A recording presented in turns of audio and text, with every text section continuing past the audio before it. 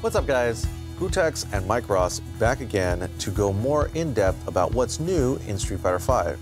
If you guys have played Street Fighter 4 or other previous versions of Street Fighter, there are definitely new elements of the game that we're going to tell you more about today. Some of those new elements would consist of the V gauge, the critical gauge, and even the stun bar that you'll see in a match screen. That's right. So in order to fully explore each of these gauges, the best thing to do is to start up training mode, go over to gauge settings, and set all of these to normal.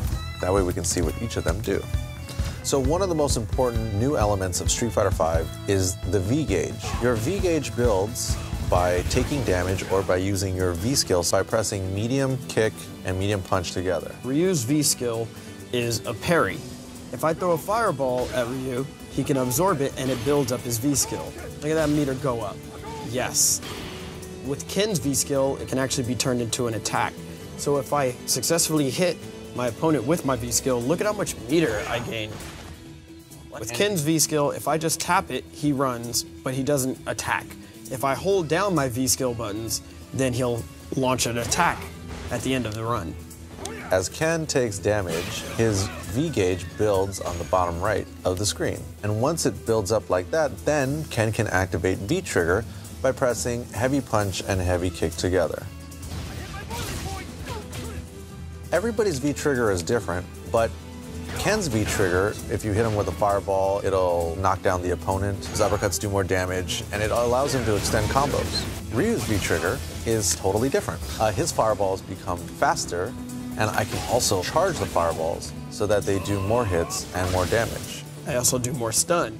And stun in this game is something you never want to take your eyes off of. It's very important.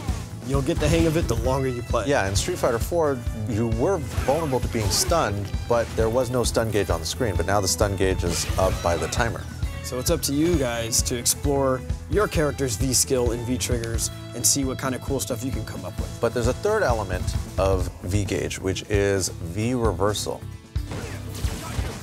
V reversal is performed by pressing forward on the controller and either all three punches or all three kicks, depending on the character. And what the purpose of this is if you find yourself blocking nonstop, you can activate your V reversal to get your opponent off of you. It's worth noting that V reversals cost one stock of your V gauge, but V triggers cost your entire V gauge. And some characters have 2-bar V gauges, and other characters like Ken have 3-bar V gauges. So when the Street Fighter V mind games come into play, it's going to be up to you whether you want to save that V gauge for a V reversal to get your opponent off you, or use it for your V trigger and pull off some insane damage. Last but not least, let's talk about some critical arts.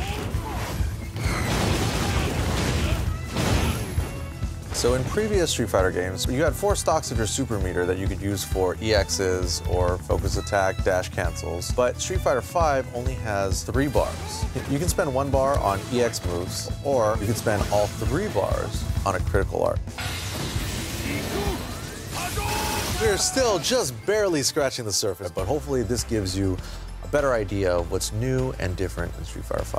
That's right. We want to thank PlayStation for bringing us out here to provide you guys with some of these insight tips. If you guys want some more information, please check out the official PlayStation blog. And if you want to watch more Gootecks and Mike Ross explore Street Fighter V, you can check out new episodes of The Excellent Adventures of Gootecks and Mike Ross every Sunday on youtube.com/crosscountertv. Thank you so much for watching. We'll see you soon.